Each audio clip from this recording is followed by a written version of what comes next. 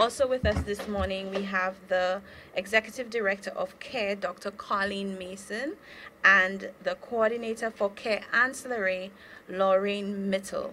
The Minister will do an introduction of why they are here, followed by which they will make a presentation to you as well. So welcome the Minister.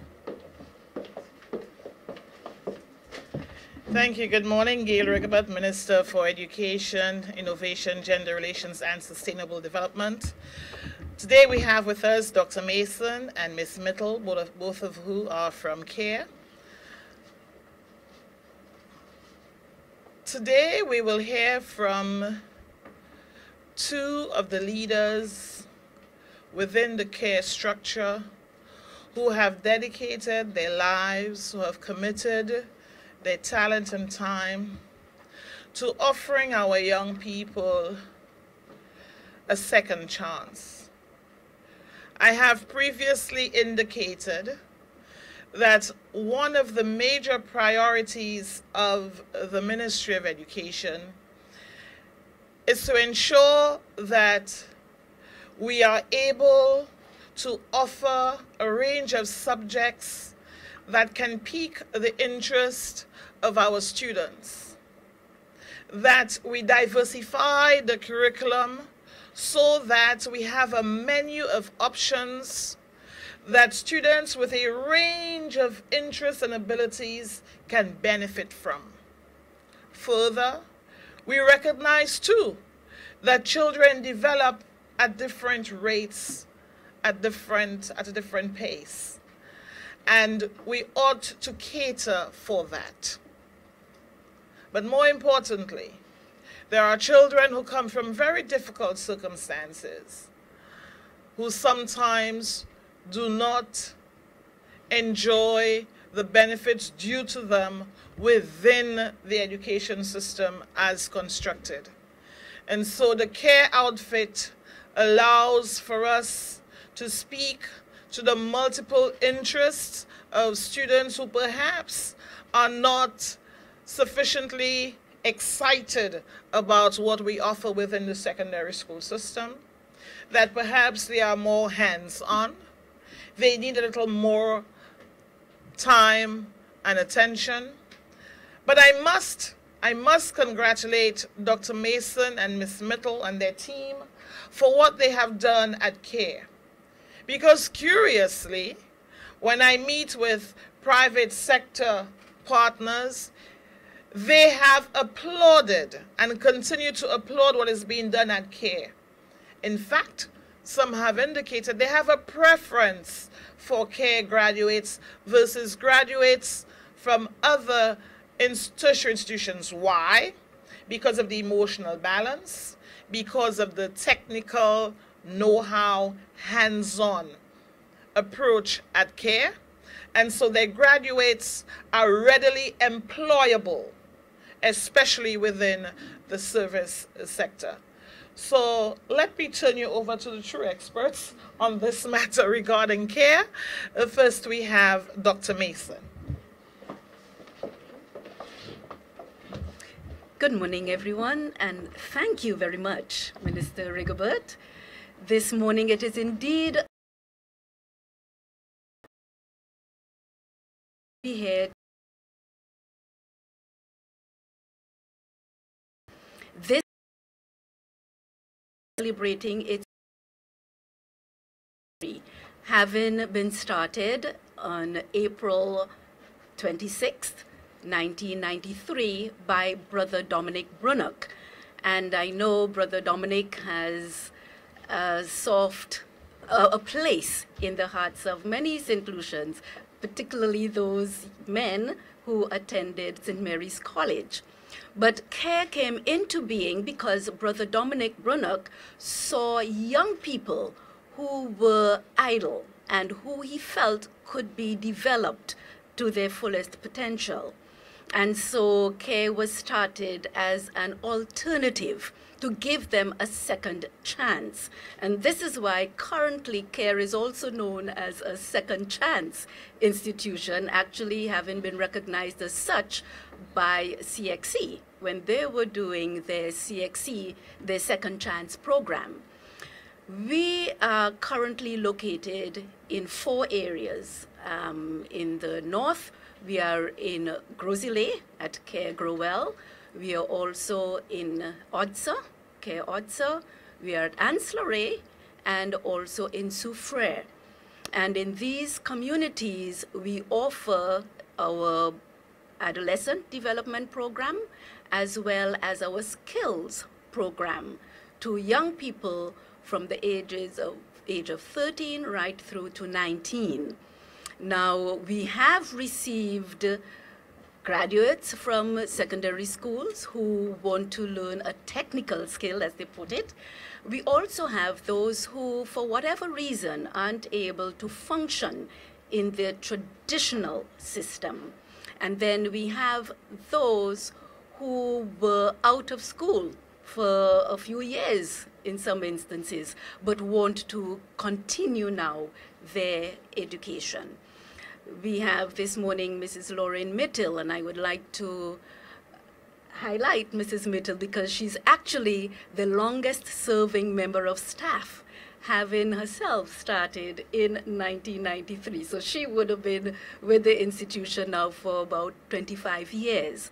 And currently, as the coordinator of Care Ancillary, she would be able to tell you exactly what goes on at the center and how these young people are catered to. But CARE has been able to be in existence, and I would like to thank the government of St. Lucia for continuing to support CARE, both in cash and kind, in technical support, which, we really would like the public to know of. And also we have several corporate entities who have supported us over the years, as well as private individuals, because were it not for that support, we could not continue to function. We do charge a fee because it's a private institution, but believe it or not, there are several young people who their parents cannot afford the $700 per year, not per term, but per year. We're talking September to June. And, as such, any support we can get is always appreciated. What I would also like to share with you is that our population, some find very strange, in that we are, on average, 90% male. And this shows that we actually do have a niche.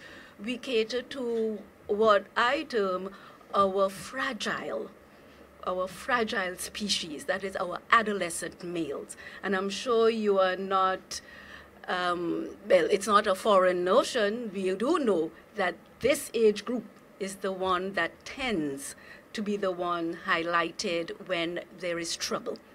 And so we are able to meet these young men and women where they are. We do not discriminate in terms of admittance. I usually say to persons, the one criterion we enforce is that the young person must want to come to CARE. Once they want to come, we deal with them as they are, where they are, and build them up. Thank you. Okay. Ms. Mittel?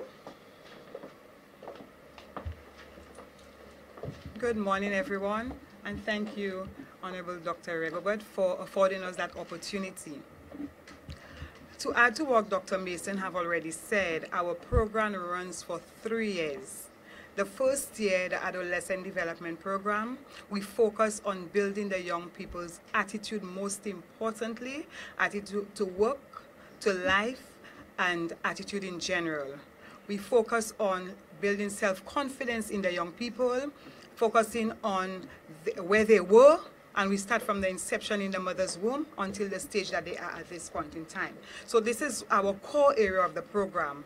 After they have completed the core area, which lasts for 1 year, then they move into the skills component of their choice. And at present, we offer auto mechanics, catering and hospitality, office and computer skills, electrical small appliance repair, electrical refrigeration and air conditioning repair, and carpentry and joinery. The trainees spend 2 years for the more mature individuals, and if they are ready to go out to work, it lasts for 1 year.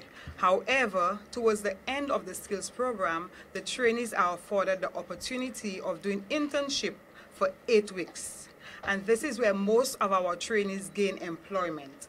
At present, they are out there on internship, and they have been there for a month, and some of them have already acquired employment after only 1 month of the internship.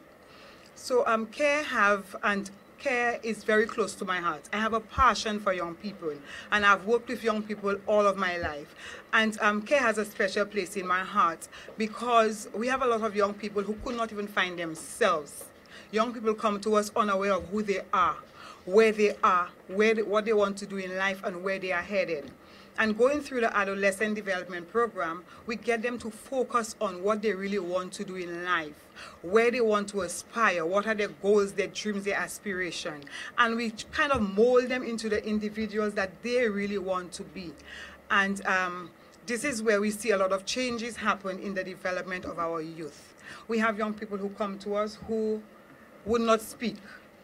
And as they go through the adolescent development program, they just blossom into beautiful young people who are able to stand up for themselves and say exactly what they want in life and how they are going to get it.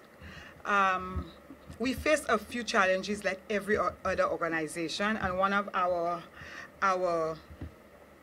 of the challenges that we face right now is the financial aspect. We have been trying to, as Dr. Mason said, the fee is only $700, yet sometimes we, the instructors, have to try to assist the young people in terms of transportation, in terms of giving them lunch, in terms of assisting with even their everyday need, like buying a pair of shoes for them. They face these challenges. However, we know that it is a calling, and the instructors work because of the love for, number one, the program, and number two, for the trainees. But CARE has helped a lot of young people blossom, and a lot of young people are now out there in the field of work, and we have trainees in all the hotels on the island. We have past trainees who are firemen, police officers, some of them who work at banks. We have those who work with travel agencies, on the airports, with airlines. So the trainees are all over the place. And we have been getting support out there. So we really want to thank the individuals who have supported CARE from 1993 up to now. And we thank the people who continuously taking our trainees year after year for the internship program. Do you have any questions? Yeah, I just want to know, in terms of, is it a certification program, the 2 years of training, and with that certificate, could they achieve higher development in that same discipline? Is it something like this that is happening at CARE? Sure. Yes. You can talk about the CBQ. Thank you for asking the question about certification. Prior to 2011, what would happen is that upon graduation, the young person would receive a certificate indicating the skill area in which they studied, and it would outline the areas of competence. But it was a CARE certificate, which, yes, they would and could use to further their education, because we have recognized locally and internationally too, because we have trainees. Mrs. Mitchell alluded to the fact that we have them across the sector locally. But we also have those who have gone to the US and to Canada especially, who have been able to use this certificate not only to gain employment but also to further their education. As a matter of fact, for this year's celebration, we had a young lady who is now, well, she's completed her bachelor's in social work and is now continuing into her master's in law and international relations. And she used her CARE certificate to get this far. Locally, they're able to use it to get to Sir Arthur to continue the skill area pair. But what we have done, notice I had said prior to 2011, since then they have also been writing the CCSLC certificate, that is a CXC certificate of secondary level competence. And so that is one of the areas. This is why the program is 3 years. on average, and not the original 2 as was in the beginning, because we used the 2 years to allow them to become competent in their area so they could then get the CVQ. And the Ministry of Education actually right now is working along with us so that CARE would become a formally registered institution for the CVQ skills.